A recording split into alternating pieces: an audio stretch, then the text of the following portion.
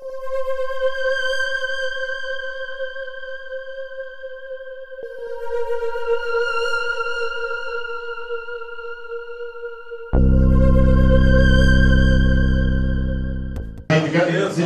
is a public meeting, and the lady wants to ask you a question, Andre. I have a concern with something that is in that report. Speak loud, please. The report has a section that details the surveys, I think they're called, that were done in the Stage 2 area.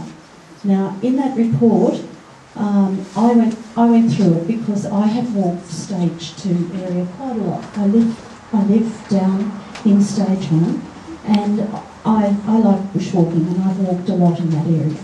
In that report, there are no orchids, there are no native bees, there are no hare's foot ferns, there are no animals of note noted in that report. I've seen them. They're there. You saw them on the pictures. What I want to know is, how can an application go in with misleading information? I understand that there were 3 sections of 50 metres by 10 metres that were, I think they call it transected. Is that the word? Transected. They must have worked a very long time to find 3 sections that did not have any of these things in it. Can you explain that to me, please?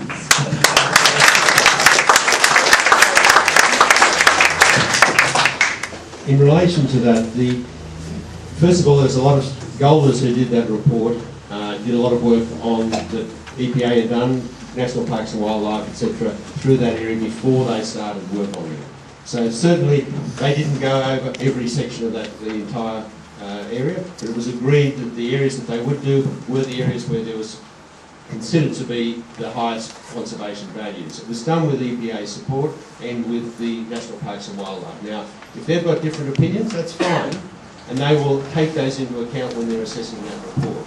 As I said, we can sit here all night and argue whether the reports are right or wrong, but they are being assessed by people that are expert in that field, that are the relevant government agencies, and they're the ones that have finally got to sign off on it. Now, I think the one thing that we can probably agree on, that there are certainly things that have to be signed off in relation to any development occurring there, and they are being assessed. If they're not signed off, then there's no argument, there's no development.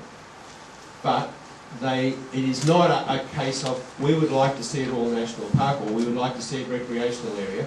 They're not the issues that need to be considered. The issues that need to be considered, the sort of things that you've raised, okay, fine. And that is something for the relevant agency, in this case EPA, to consider. And you can be absolutely confident those guys are not going to sign off on something unless they are convinced.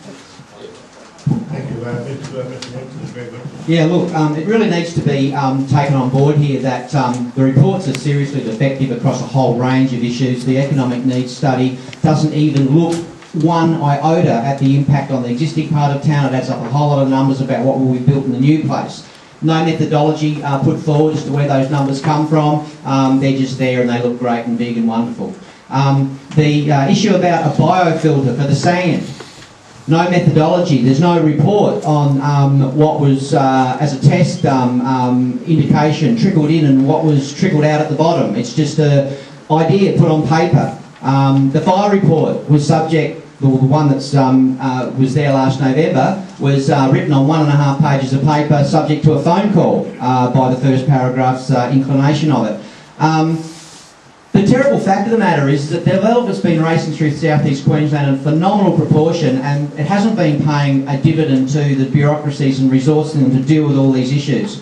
And the government leaves developers to do their own reports and doesn't do any independent ones.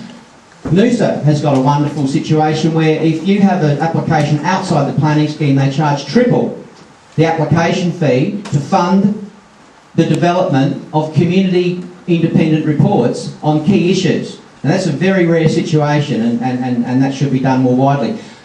It's not necessarily a reflection on the people in the departments. They are overwrought, they're under-resourced, and unless the squeaky door squeaks, and that's what it is about, talking up and making your concerns known so that the reports do get looked at closer. And in regard to the planning scheme, a set of words is a set of words, and you can sort of come this way or that way, and that's why the courts are there and they're damn busy. Our issue here is making council aware that we want them to fight for us so that the appeal is against us and the council, and it's not an appeal of us against the council. Just to put a finer point on it, we have an issue facing us here with amalgamation, and this shire could be gone this time next year, could be gone later this year. We should be moving along and working with council on serious issues like that and trying to move past this terrible thing here. We need the confidence of council that we can get past this and not the nervousness of having this torn apart. The reports and the notion that we're committed to it, if council, I'm nervous that council might fall for that. I saw a slide on that same report I gave you some before that stated as a fact that the lease was developed or granted to provide infrastructure, tourist infrastructure for the Great Sandy Region Management Plan. Now the lease was granted in 1984 and the Great Sandy Management Plan didn't come about in draft till 1991. Now, I want to know from these people if that's a screaming error or just a blatant lie. Because there are lots of errors in the report and there might be some lies. And we got to make sure that the people that assess it are on the edge of their stools looking at it real carefully. Thank you very much. Can I just have a quick answer to what Greg mentioned? Like, if there are blatant lies and screaming errors in our reports, that's exactly what this public input is for, to point them out. And I'm sure council will have an open ear if they're pointed to any screaming errors and blatant faults in our reports. In terms of the decision to be made, it was always our preference to come up with an application and get some input from council and from the community, that we can find a development which is mutually acceptable. I have to then say that probably the proposal to turn it into a conservation park from our side is not. But the preferred outcome would be for us if the community has a closer look at the application and actually gives us some hints on how they want it done, rather than just insisting that they don't want to have it. We're telling you now, we don't want it there. That's why we're all here. Right. The old saying is, 7 million Frenchmen can't be wrong. Come on, 7.5 million. I'd just like to ask council if it looks at population projections when it considers this report. I live in the Shores. It's stage 1 was supposed to be for 4,000 people. 138 blocks have been subdivided already for single dwellings. We have 27 households which have permanent residence. We have 43 rented, we have 61 empty blocks, and 6 blocks have buildings underway and 1 nursery. I can't imagine why we need stage 2. The state will earn far more as an unspoilt destination than more suburbia.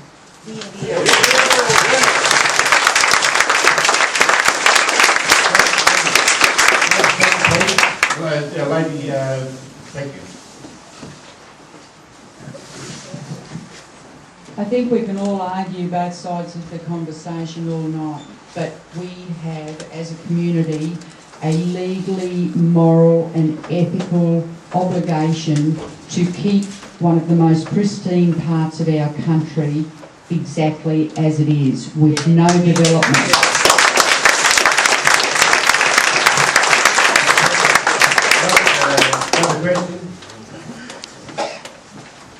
Ladies and gentlemen, if you're starting running out of questions, now's the time that you may think about putting together some motions that you want debated here at this meeting before closure time in 8:45. and this is the time limit set on the public meeting. There's a question over here to my right. Is your question here to my right? Yes, there is a hand going up, and then Walter here, and then we can try. A question really maybe to the Mayor actually. Peter Cantor did the thing where say the community cost of an election. We've been insulted, if not slandered. We've been insulted, if not slandered, by the developer in what he submitted to council to infer that we had no brains, that Greg Wood had put LSD in the water supply or something. That now, I would say, why can't we use Peter Cantor's savings of funds to have a electorally supervised electoral office vote of the residents here to show what we think our public interest is? If that's got to be considered in the development application as whether we think it's in public interest, put it to a vote. We've saved the money because Peter Cantor did the right thing. Well, let's vote on it. Now, if we must talk about, and I think Greg has got it wrong, he talks about half a metre rise. Tim Flannery in his book says 2 metres. The Script Institute out of San Diego says 2 metres and 50. We're way out of kilter, half a metre. And I'll get down to the third thing.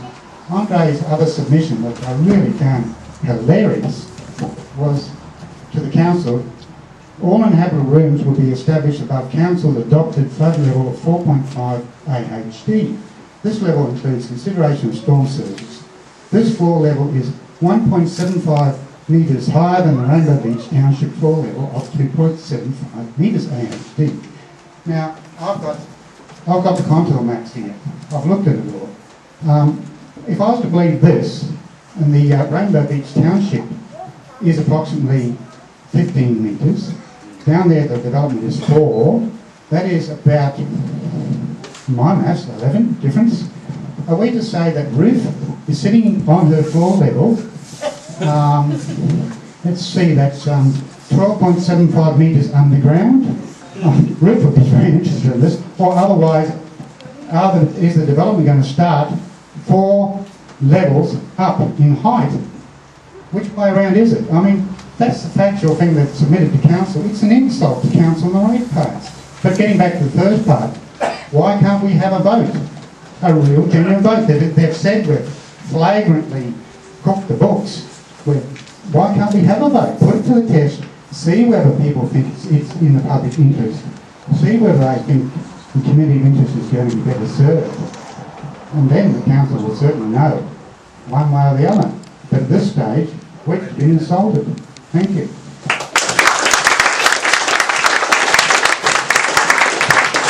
Have you answered the question by the floor? Yeah, only just very quickly. The Question was one to the understanding is mayor. that the council's minimum level for construction is 2.75. Whether it's in Rainbow Beach or not, I'm not certain, but that's certain. And it is for Rainbow Shores, which is above that. So, I mean, we get back to if there are problems with Rainbow Shores at an RL of 4, there are certainly enormous problems elsewhere. So, I mean, we can all argue here about whether it's going to be 4 or not. The fact is, the EPA, other advisors in government have established that the RL of 4 is satisfactory. Now, I come back to, we can argue here till we're blue in the face, but that has been established. Harry first. I'd just like to add to that comment. We've been in contact with the EPA, and the EPA gentleman said they have not done any work on the levels, on the ocean rises, and they have taken the report that Mr. Crouchy has submitted as being the evidence. So the state government has not done the research. We had that on the phone the other day. So everyone here thinks that the Environmental Protection Agency is working for us. They're not. They're taking the figures from the engineer who supplied the report from Mr. Crouchy.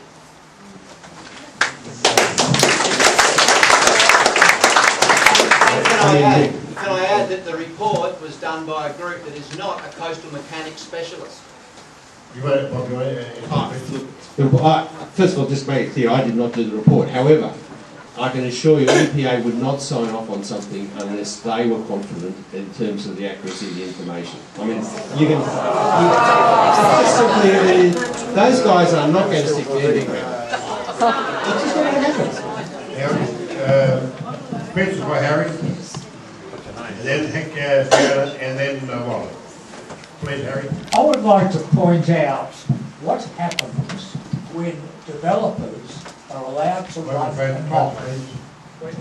Right next to me in Ocean View Parade, there is or has been a desecration of the hill, the Mikado Hill, which is one of the most beautiful pieces of land in Rainbow Beach. Now, where was the council? Where was anyone? As a matter of fact, nobody from the council, from the building or planning department, have come out to see what is going on next door to me. It is only now that I have really pushed, because the developers putting up their retaining wall set earth tremors through my property, which is dislodged floorboards all over my property, and who else knows what else may have occurred. But how can this have been allowed by Rainbow Beach or Kahlua Shire Council to allow a development which I believe exceeds the height limits? And we will know in the next few days. So what is the answer to that?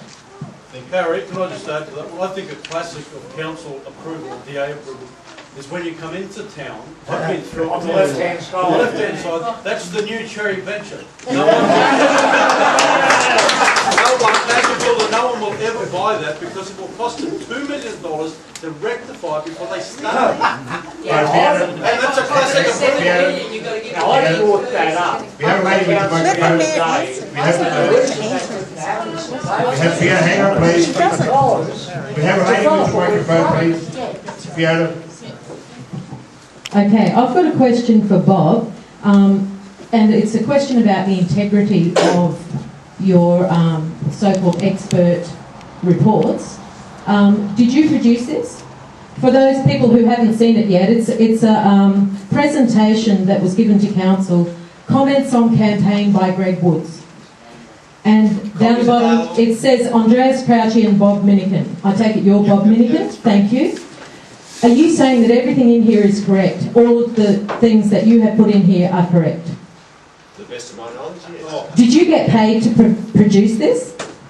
It was part of our assignment, yes. Okay. Well, excuse me.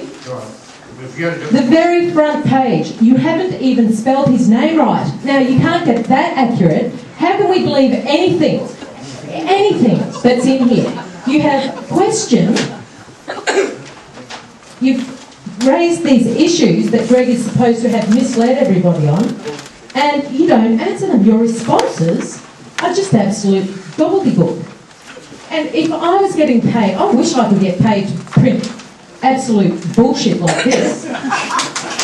So could you tell me, please, where you even identified Greg from? How did you identify Greg? Like, you didn't even get his name right. Question, answer. Yes, sorry. Okay, in terms of Greg, my apologies for getting the name incorrectly. That was given to me by Andreas from here, but nonetheless I got it wrong. And this is still part of the mythology about Greg Wood that seems to be what it's your only answer. Yeah.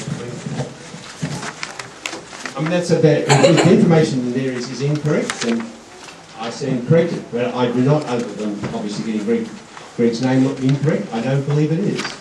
Well, the Sandy Perko, the Great Sandy Region Plan. Okay, if we can we just pick up on that one? We're going to pick up on the Great Sandy first. Can I give you an example? Well, Greg has already asked about the Great Sandy Management, so can we just quickly just get that one? Okay. The Great Sandy Management Plan, in that it identifies the need for... Hang on, wait a minute. You're talking crap already. Hang on, please, Greg. The question's been answered. You can ask another He's question. wasted time though, he's missed the point, he's wasted Anyway. time. The Great Sandy Management Plan identifies the need for... You said the lease was granted to provide the infrastructure.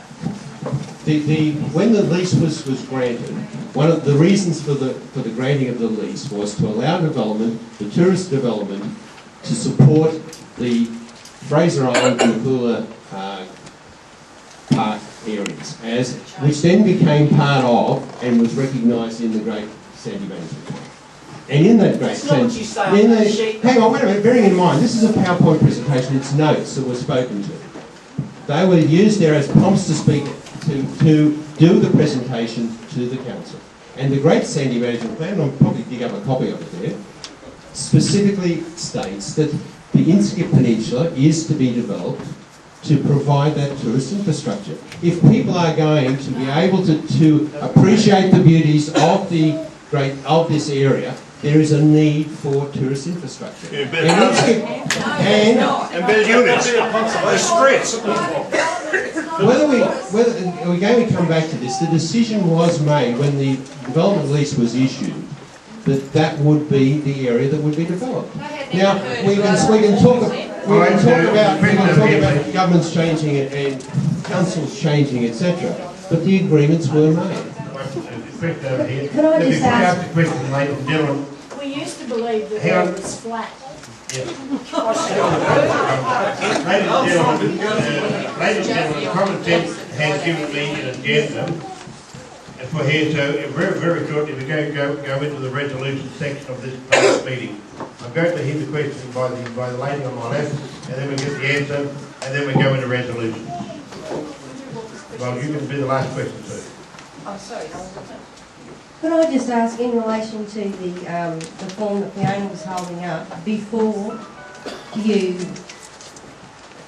even thought of printing it up, or printed it up, or wrote it out, or whatever, did you have any discussions with Greg on the difference of opinions? Did you voice your opinion personally to him? Before you took it to council, did you give him any indication that you were going to do so? And why wasn't he made aware, if you didn't, that you were going to do that, so he had a chance for rebuttal?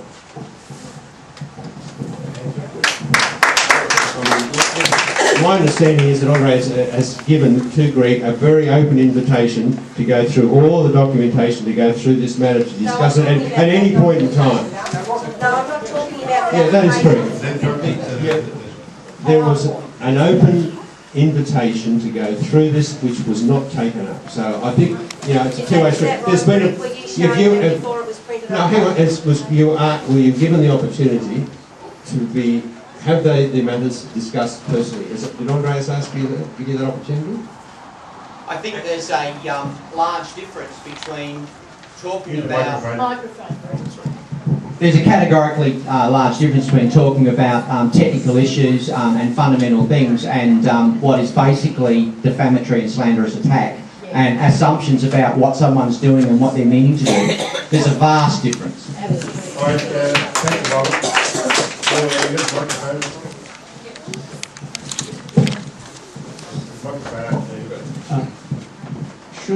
Should the approval go ahead, we actually have a plan, at least an indicative plan, which I would just like clarified as to whether that would be the plan, pretty much, because it's in the report, it's very detailed, that would be developed. That was the first question. Based on, this is a very personal view, that I wouldn't at all be happy with the plan that I've seen. One of the main reasons is that I foresee the aim of having a long line of houses above the tree level, stretching from the top to the bottom. The plan puts in something like 4 stories, and the equivalent, you can correct me if I've got it wrong there, but I think it's so. And the tendency that people have to say, this is my block, and this is what I've experienced in Rainbow Shores, that... Sorry? The question. Yes, the question really was a concern about the plan itself, which I felt had some concerns about, which I was going to extrapolate the reasons on. Yeah, the answer is obviously what's in the plan is what is a suggestion we are putting to council, because it sort of reflects what we had in stage one. The council was at the time of the view that the front lots should get a small view of the ocean. If people here think that it's not a good idea, then obviously that's what the process is for, to let council know that.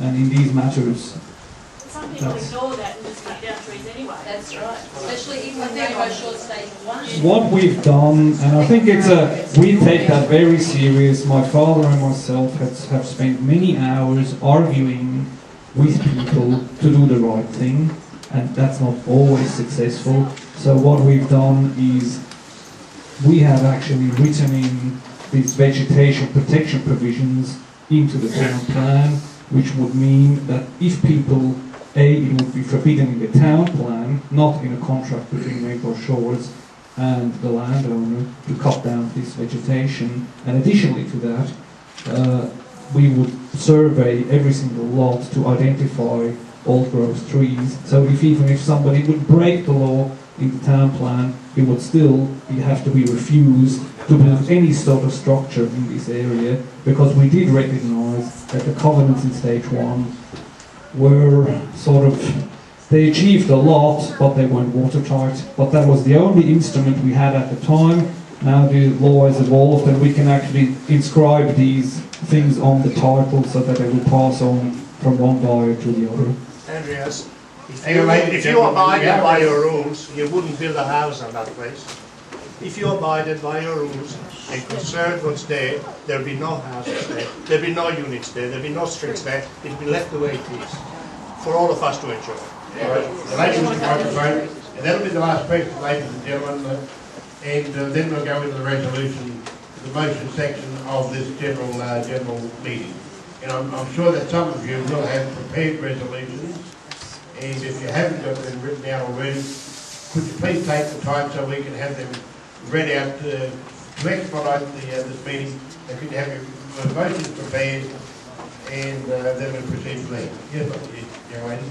You keep referring to your plan as the town plan.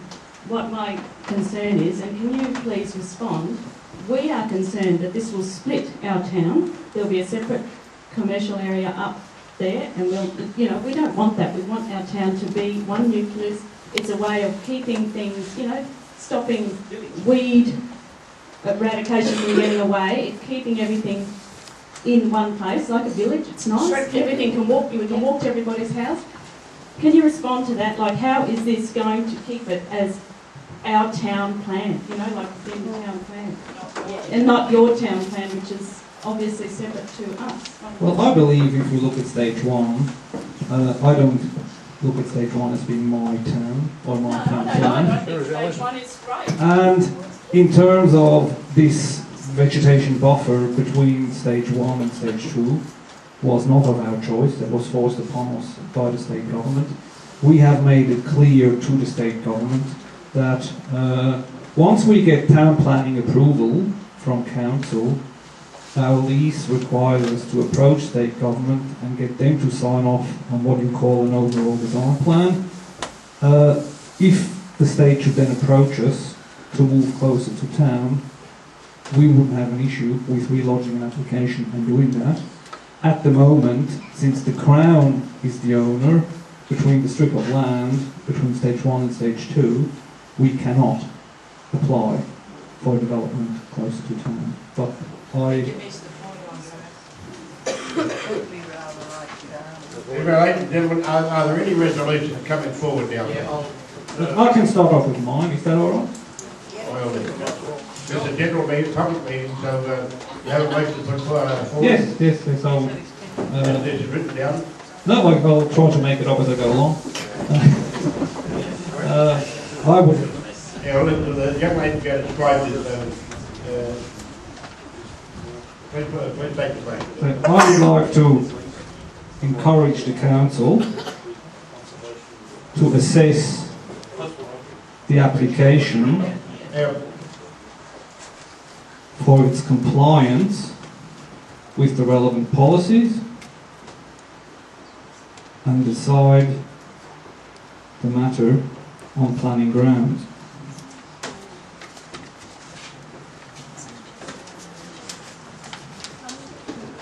and keep in mind any infrastructure needs of town.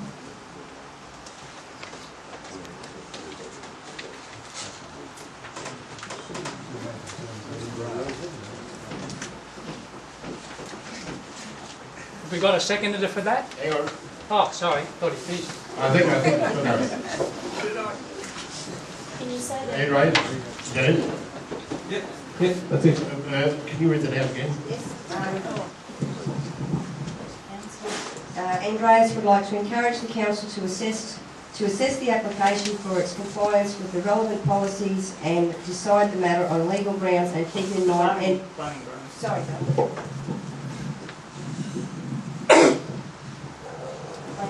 Planning grounds and keep in mind any infrastructure needs.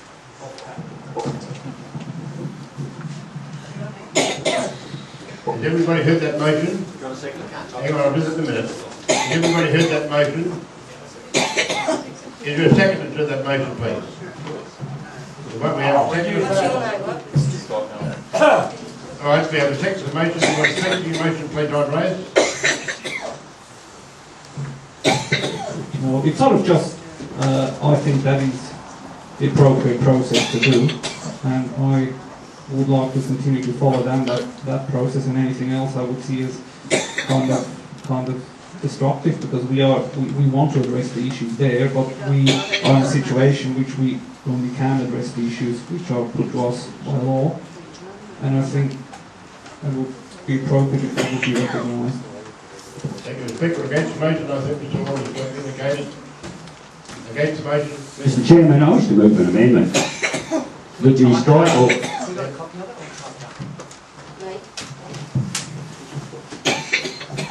that we add to the motion.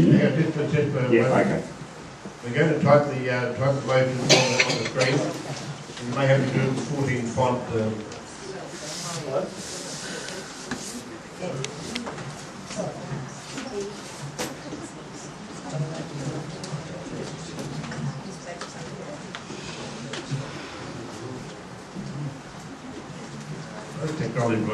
Technology is wonderful. I think while they're doing that, do you want a motion to extend the time?